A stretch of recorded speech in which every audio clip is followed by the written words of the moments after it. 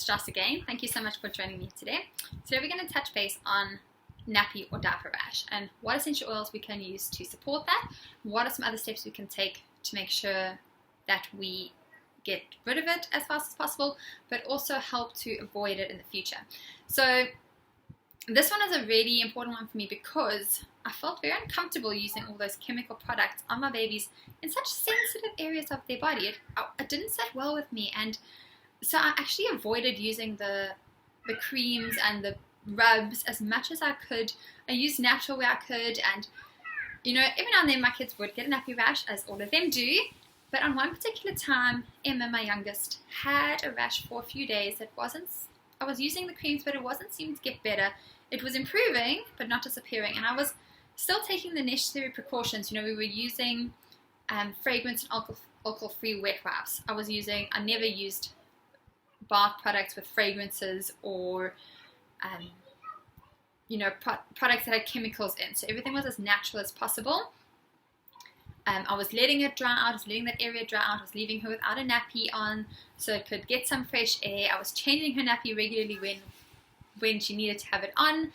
And I was, obviously mindful that she hadn't been on antibiotics or medication that can flare up a nappy rash, etc. So we were doing all those things. We hadn't changed nappies. There was no reason for this flare up, so I wasn't really sure what was going on, and I wasn't able to get rid of it. And I'd recently had this kind of aha moment with the essential oils and tea thing, so I thought, okay, let's give it a go here. So I did some research. This was a few years ago, and I found a little recipe that I just threw together. I already had the essential oils because I bought like a starter kit. So I had the 3 oils that they were speaking about, well, the 2, and then I've added an extra one in here. But so I whipped together a quick spray and I used it on her, and I promise you, by the end of that day, that rash was almost completely gone, and by the next morning it had completely disappeared. I was over the moon. I was so happy to have found something that I felt comfortable using that had worked, which is, best of both worlds there. So let's run through which essential oils we are using there, why we're using them, and how to use them. You're going to grab, if you have, some lavender, some tea tree, and frankincense. Of course, always lavender. Whenever I'm dealing with kids, how can I teach on anything child related without lavender, right? So what's going to happen is the tea tree works as an antibacterial. It kills any bacteria that might be forming in that area that might cause an infection. So it's cleansing to the area. Okay, your frankincense, of course, cell renewal and regeneration.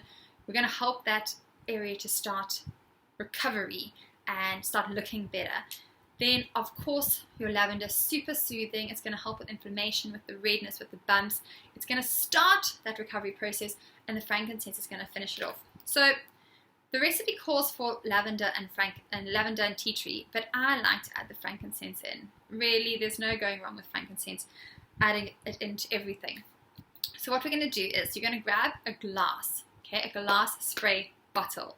Please use glass. Please don't use plastic. Plastic is going to draw out the toxins. The oil is going to draw out the toxins from the plastic, completely eliminating what we're trying to do here. So make sure you grab a glass spray bottle. You're going to do 5 drops of lavender, 3 drops of tea tree, and then about 5 or 6 drops of frankincense. You're going to top it up.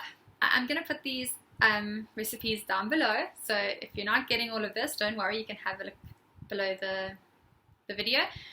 You're going to top it up with a carrier oil such as fractionated coconut oil. So fractionated coconut oil is already very moisturizing. It's going to be very soothing. It's going to act as a barrier already.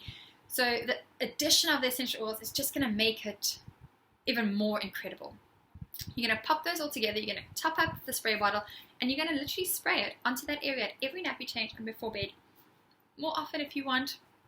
You can't. It's not going to hurt the baby. I'm sure no one has time to go spraying it on every 20 minutes, but you know what I mean.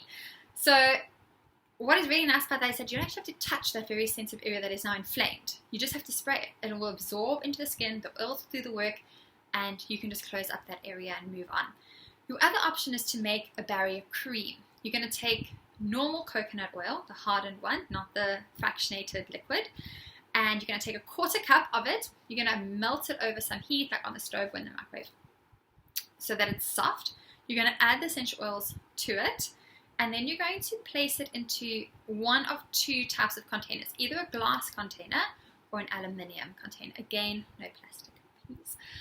What is great about this is that it then goes hard, and it's a nice barrier that you can then rub onto that area. I love the smaller tubs for your nappy bag, and what happens is it does go a bit softer with the heat. It's quite hot here today. It rubs on, it's a beautiful barrier, and it smells divine as well, which is what you want when you're changing a nappy, right? So yeah, either way, you can take it out of the bigger jar and place some more. You can just scoop it into the smaller jar if you're wanting to replace that, top it up in your nappy bag, or however you want to do that. Super easy, super quick to replace as well, and very, very cost effective.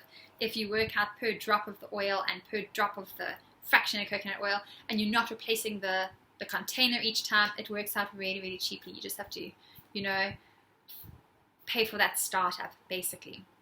And yeah, that is it. That's how easy it is, and that's how quick it can be.